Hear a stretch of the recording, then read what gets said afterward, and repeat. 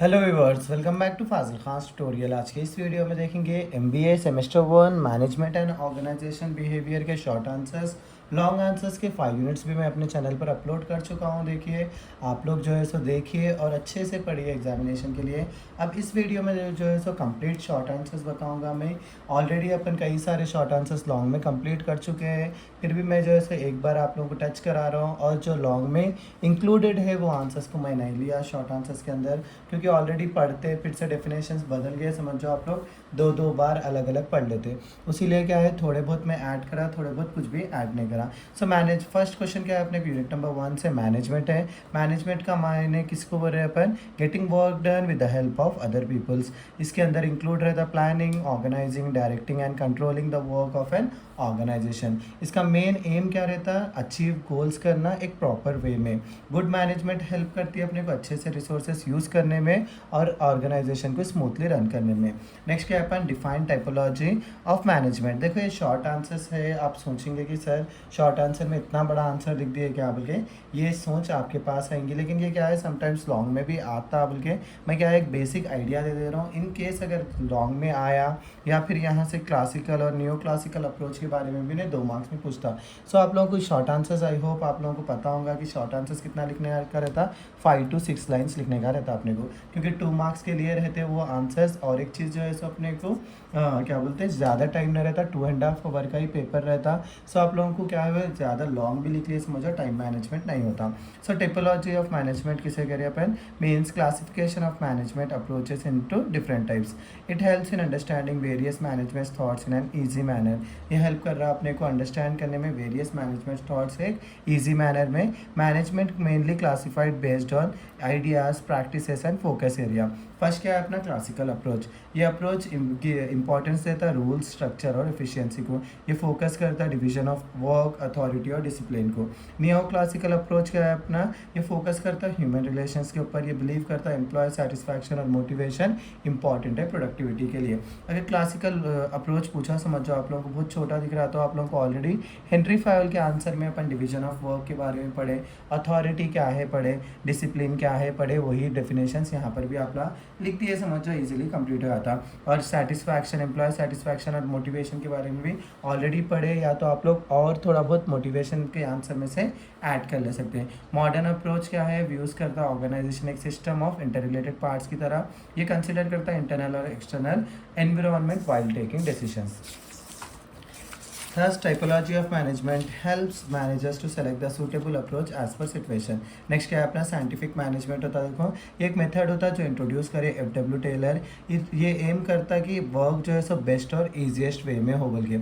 ये यूज़ करता है time study, division of work और प्रॉपर प्लानिंग। या इसका मेन ऑब्जेक्टिव क्या रहता है? इंक्रीज करना एफिशिएंसी को और रिड्यूस करना वेस्टेज ऑफ टाइम और एफर्ट को। अब अपन सेकंड यूनिट में चले जाएंगे, डिफाइन ऑर्गेनाइजेशनल डिज़ाइन। आप लोग ऑलरेडी ऑर्गेनाइजेशनल डिज़ाइन लॉन्ग में पढ़ लिया समझो, शॉर्ट में फिर से पढ़ने की ज़रूरत नहीं है आप लोगों को। ऑर्गेनाइजेशनल डिज़ाइन बोले तो एक प्रोसेस होता है जहाँ पर अपन अरेंज करते हैं जॉब्स, ड्यूटीज़ और अथॉरिटी एक ऑर्गेनाइजेशन के अंदर। ये डिसाइड करता है कि हाउ वर्क इज़ डिवाइडेड और हाउ कोऑर्डिनेशन इज़ अचीव। बोले तो वर्क किस तरीके से डिवाइड करना और कोऑर्डिनेशन किस तरीके से हासिल करना बोल के। ऑर्गेनाइजेशनल डिज़ाइन शो करता है कि किसको रिपोर्ट करना और कैसे डिसीजंस लेना बोल के। एक गुड ऑर्गेनाइजेशनल डिज़ाइन हेल्प करता है smooth functioning and achievement of organizational goals. Define decision making. Decision making एक decision making means choosing the best option from different alternatives. Decision making का मतलब चूज़ करना अपन बेस्ट ऑप्शन को कई सारे different options में से। ये एक इंपॉर्टेंट फंक्शन होता है मैनेजमेंट का। डिसीजन मेकिंग इन्वॉल्व करता है आइडेंटिफाइंग द प्रॉब्लम, एवेल्यूएट करना अल्टरनेटिव्स को और सेलेक्ट करना बेस्ट सोल्यूशन को। इफेक्टिव डिसीजन मेकिंग हेल्प करता है ऑर्गेनाइजेशन को अपने ऑब्जेक्टिव्स को एफिशिएंटली अचीव करे ऐसा। नेक्स्ट क्या है? Risk. Risk refers to a situation where the outcome of a decision is uncertain. In risk, the probability of different outcomes can be estimated. Risk is common in business decisions and may result in profit or loss. Risk किसे कह रहे हैं अपन? एक situation को कह रहे हैं जहाँ पे outcome of a decision uncertain रहता, नहीं मालूम रहता। रिस्क जो है सो प्रोबेबिलिटी रहती है डिफरेंट आउटकम्स एस्टिमेट कर सकते हैं। रिस्क जो है सो हर कॉमन बिजनेस डिसीजंस में रहता और में रिजल्ट करता उन्हें प्रॉफिट या तो loss. Define quality of work life. Quality of work life refer करते हैं अपन overall working conditions of employees in an organization. इसके अंदर इंक्लूड होता है job satisfaction, safety, fair wages, work environment और वर्क लाइफ बैलेंस। अच्छा क्वालिटी वर्क लाइफ रहा समझ जाओ, एम्प्लॉयज़ जैसे सेटिस्फाइड फील करते हैं और मोटिवेट फील करते हैं। ये इंप्रूव करता है अपने को प्रोडक्टिविटी को और रिड्यूस करता है एम्प्लॉय स्ट्रेस को। Define quality circles. Quality circles are a small group of employees who voluntarily meet to identify and solve work-related problems.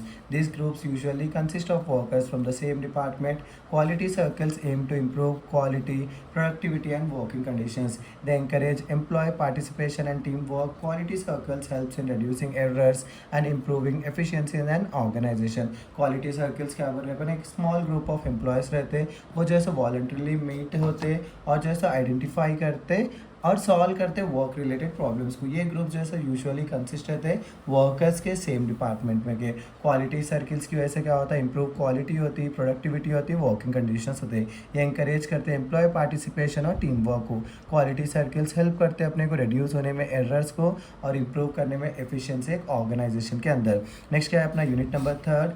First question क्या है, पर्सनालिटी ट्रेड्स। पर्सनालिटी ट्रेड्स ये क्वालिटीज़ होते हैं, ये डिस्क्राइब करते हैं एक पर्सन के बिहेवियर को और कैरेक्टर को। ये ट्रेड्स जो है सो एक शो करते हैं अपने को एक पर्सन किस तरीके से थिंक करता, फील करता और एक्ट करता डिफरेंट सिचुएशंस में। एग्जांपल्स ऑफ पर्सनालिटी ट्रेड्स क्या है, हॉनेस्टी है, कॉन्फिडेंस है, फ्रेंडलीनेस है और इमोशनल स्टेबिलिटी होती है।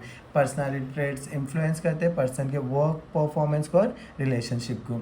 नेक्स्ट क्या है, MBTI। MBTI stands for Mayar Briggs type indicator. ये एक पर्सनालिटी टेस्ट होता है जिसे जो यूज़ करते हैं पर अंडरस्टैंड करने में डिफरेंट टाइप्स ऑफ पर्सनालिटीज़ को। MBTI क्लासीफाई करता है पीपल को एक डिफरेंट पर्सनालिटी टाइप्स में बेस्ड ऑन कैसा वो सोच रहे, फील कर रहे हो, डिसीजन ले रहे हैं।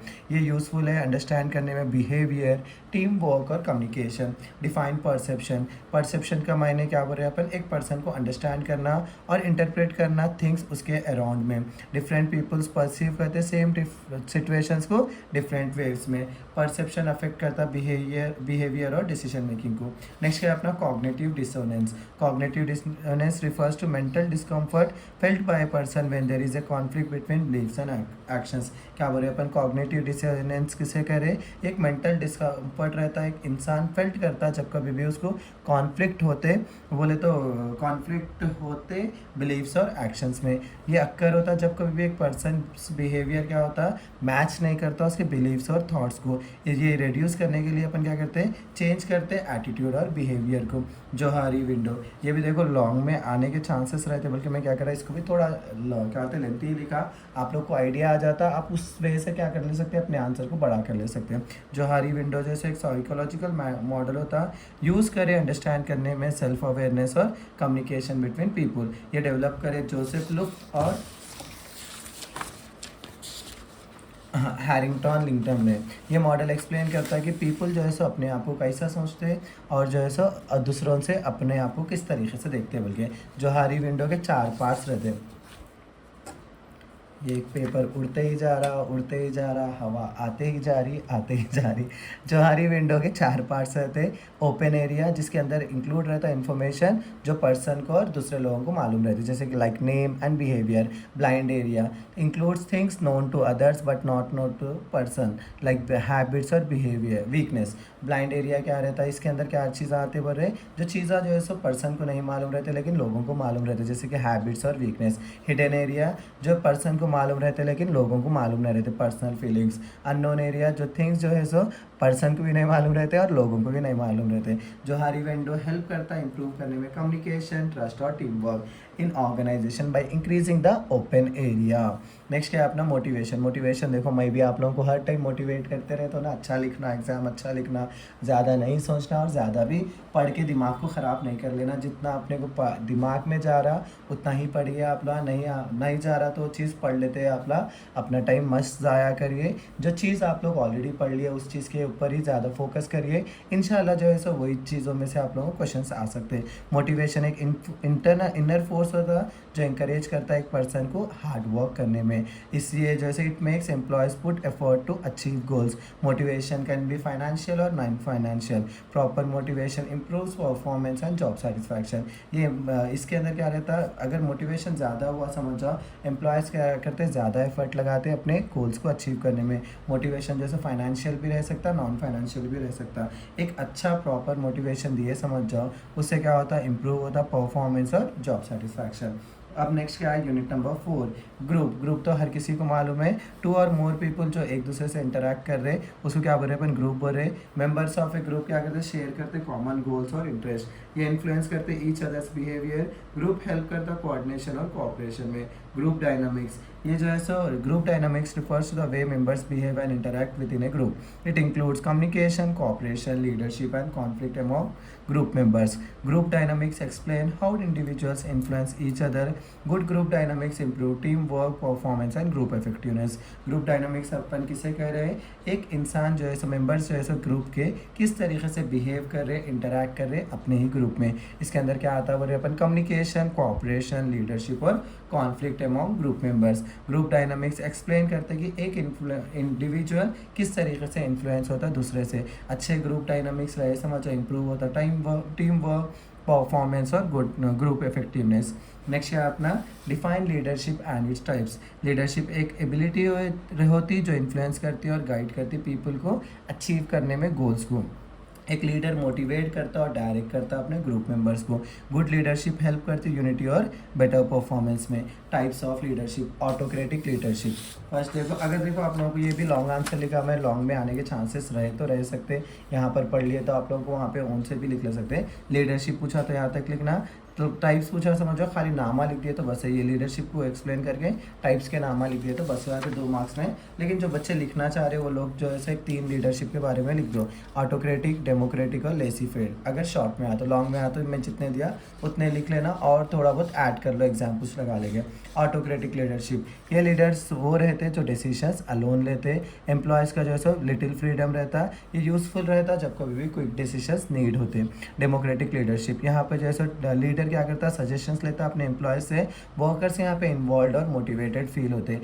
ये स्टाइल इंप्रूव करता है टीम वर्क और मोरल को। Laissez faire leadership, here the leader gives full freedom to employees. Full freedom जो है एम्प्लॉयज़ को देता है। वर्कर्स जो है अपने हिसाब से काम करते हैं और अपने हिसाब से डिसीजंस लेते हैं। ये सूटेबल है जहाँ पर एम्प्लॉयड जो है स्किल्ड और एक्सपीरियंस रहे तो। नेक्स्ट क्या है, पैटर्नलिस्टिक लीडरशिप। ये लीडरशिप में लीडर एक्ट करता है एज ए फादर फिगर। ये टेक केयर करता है एम्प्लॉयज़ के और उनके वेलफेयर को। एम्प्लॉयज़ जो है सो लॉयल रहते हैं अपने लीडर की तरफ। नेक्स्ट क्या है अपना ट्रांजैक्शनल लीडरशिप। ये लीडरशिप बेस्ड होती है रिवॉर्ड और पनिशमेंट की। अच्छा परफॉर्मेंस करे समझो रिवॉर्ड मिलता, पुअर परफॉर्मेंस करे समझो पैर की क्या मिलती, जूती मिलती मम्मी से। सो पुअर परफॉर्मेंस पनिश होता। ये हेल्प करता है अचीव करने में शॉर्ट टर्म गोल्स को। ट्रांसफॉर्मेशनल लीडरशिप इंस्पायर करती है और मोटिवेट करती है एम्प्लॉयज़ को। ये इंकरेज करती चेंज और इनोवेशन को। ये स्टाइल हेल्प करती long term growth of the organization. Next क्या है, टीम बिल्डिंग। टीम बिल्डिंग मतलब डेवलप करना कोऑपरेशन और ट्रस्ट अमॉन्ग टीम मेंबर्स। ये हेल्प करते हैं मेंबर्स को work together effectively. Team building improve करती कम्युनिकेशन और परफॉर्मेंस को। Work life balance means maintaining a proper balance between work and personal life. It helps employees manage job duties and family responsibilities. Good work life balance reduce stress and improve satisfaction. Work life balance का मतलब क्या है, maintain करना एक proper balance between work और personal life के बीच में। ये हेल्प करता है एम्प्लॉयज़ को मैनेज करने में जॉब ड्यूटीज़ को और फैमिली रिस्पॉन्सिबिलिटीज़ को। अच्छा वर्क लाइफ बैलेंस करें समझो, रिड्यूस होता है स्ट्रेस और इम्प्रूव होता है सेटिस्फैक्शन।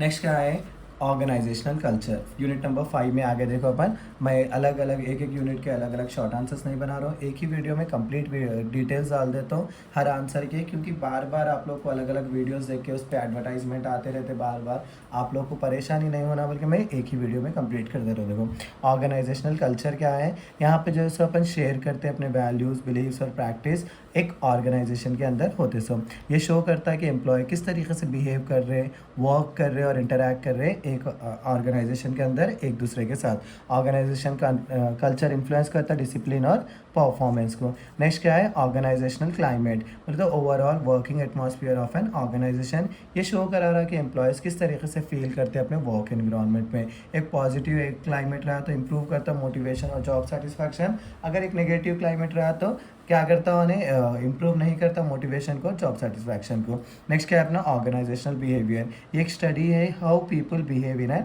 ऑर्गेनाइजेशन।